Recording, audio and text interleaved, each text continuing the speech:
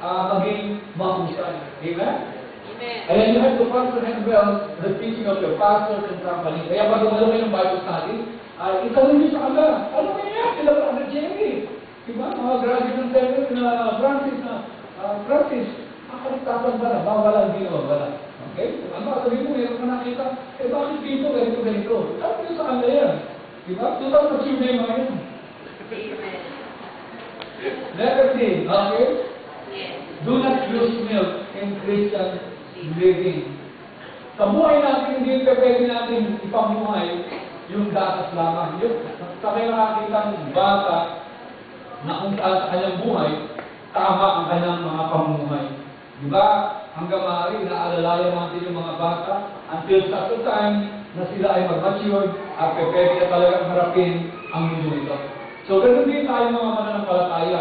Kung ang taglay lamang ating doctrine ay yung mga mabababang na katuruan at hindi natin alam yung mga solid doctrine, ay hindi maganda yung ating pagharap sa bukong nilalagay po natin. Let's say, for example, dito sa palengke, sino sa inyo mga nagtitinda sa palengke, taas ang kamay, alright, so, salamat po. Yung mga nagtitinda ay marami sa ating mga taga-palengke. Nagkaroon kayo ng problema doon sa palengke. Doon lang maaari kung tayo ay mature, kung paano natin hinarap yung situation. Nung bigla kang hiba, yung palengke gano'n, na ikaw ay napunta doon sa hindi maganda kinalalayan, ano ang nangyari sa'yo? Nagpawala ka sa ganun ba? Diba? O meron kang doctrine na kung saan ginamit mo hindi gata. No? Alam mo, all things work together for good. Di ba? Amen? O kaya nailagay mo sa isang pwesto, di ba? Na hindi mo gusto. Magreklamo ka ba? Aaway mo ba yung presidente nyo na ang tira mo, hindi pa, buti na lang, kalabunutan pa lang. Amen? Hello? Doon sa kalabunutan, mas lalong lalabas na talaga ang Diyos ang naglaga. Ang papagagawa natin, doon sa palengke, kumawala man ito o magpatuloy, it is in the hands of God. Paano na lamang nawala, hindi dahil sa tayo ay nagkasala. Kung hindi, talagang yung mga tao, ayaw na tayo ng Panginoon gamitin sa kanila. Kaya kung tayo ay inalitan ng Diyos at iba ang pinalit, ibig sabihin something's wrong sa atin. O kaya naman ay ganito, na maaaring yung style natin hindi na para sa kanila, iba naman ang gagamitin. Katulad ng siyan kanina ng Esther na yung revival una, mga Baptist and then Pentecostal. So, who knows? Kung hindi sila makuha na without miracles, baka yung papalit with miracles. Ako, with the word of God lang kasi. Amen? So, baka kailangan na yung very basic na kailangan meron din man lang mangyari. Pero anyway, hindi dapat ang ginagamit.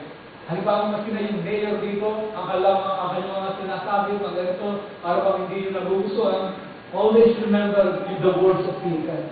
Ganun ang buhay Kristiyano. Gagamitin natin ang salita ng Diyos kung paano natin ang harapin. Sabi ganun, you have to pray for your leaders. Pray for our president. Pray for yung mga local dito na mayor natin. Hindi para sa atin ang mag-aklas. Hindi para sa atin ang mag-rally. Pero pwede tayo magsalita. Bakit? So happen na inalam nila kung ano ang ating mga gusto, ang ating mga pwede natin i-air. Pero not to the point na kalabanin natin sila.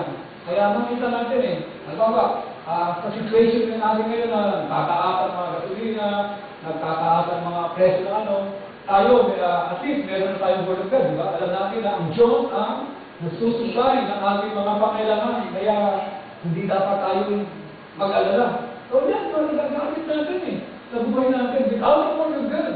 Naku, talagang yung buhay natin, bagamat isa tayo hindi maganda. Pero kung i-apply pa rin natin ang word of God, di ba? Maging mapayapa ka, hanapin mo kapayapaan, huwag kang mag-alala. Lahat ng yan, dadaling ka lahat sa ayos. Kaya yung mga mature na mga mananampalataya, makita mo maganda ang buhay po niya. Do not use milk. Pag sinabing milk, kasi ganito yun, pagka galas na katuruan, yung mga basic yan.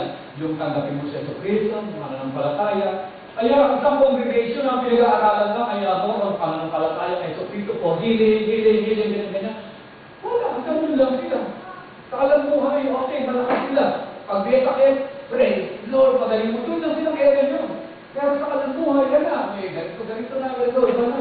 Kailangan, hindi, ang buhay Kristiyano, hindi lang ang pananampalataya, ay more on sa kadalingan.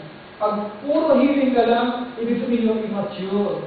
No? Kailangan yung pananampalataya mo grow dyan. Kasama ang healing, kasama yung how you tackle yung mga issues sa buhay sa mundo ito. Kaya do not use milk. Pag milk ka lang, hindi maganda ang iyong buhay Kristiyano. And then you have to exercise to discern between good and evil. Kaya dito, may mga bagay na dapat maurawa natin. Pag mature ka, alam mo agad na mali ang gagawin.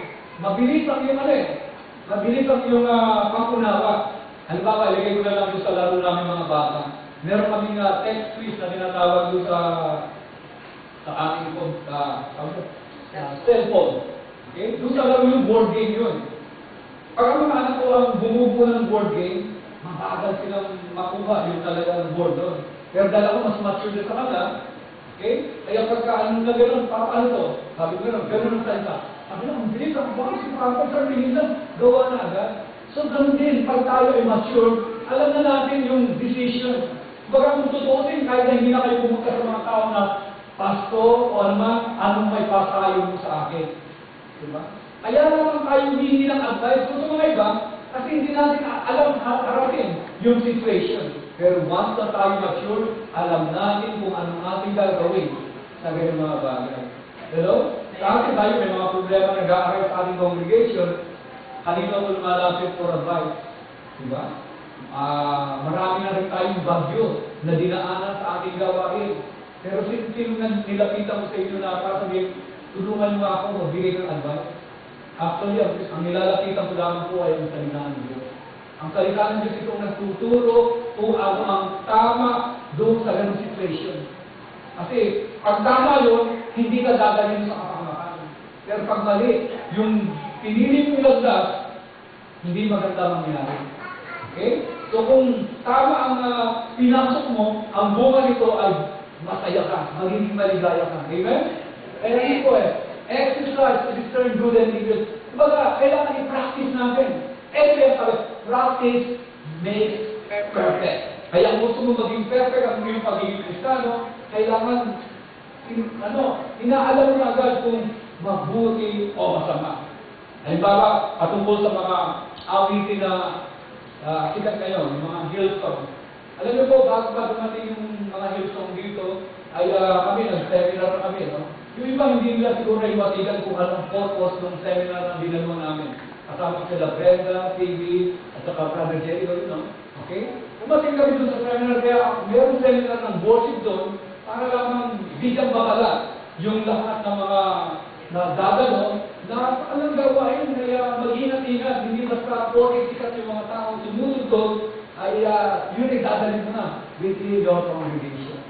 So tayo naman ay we know how to discern between good and evil.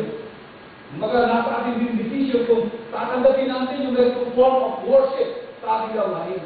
So paano natin din-decide dyan? Tinitignan din natin in the light of the Scripture. Sa Bible, nakita naman natin, una, walang masama kung maingay ang pagpuri sa ating Panginoon. Sa totoo lang, gusto ng Panginoon na tayo ay magpuri sa Kanya ng talagang bigay na bigay todo ang ating pagpuri. Kaya wala sa ating problema kung sakasakali maingay yung mga ating kantahan. And then aside from that ay kasi ang iba palaging gusto ay mga nasa himna yung kanilang mga kanta. Sa iba,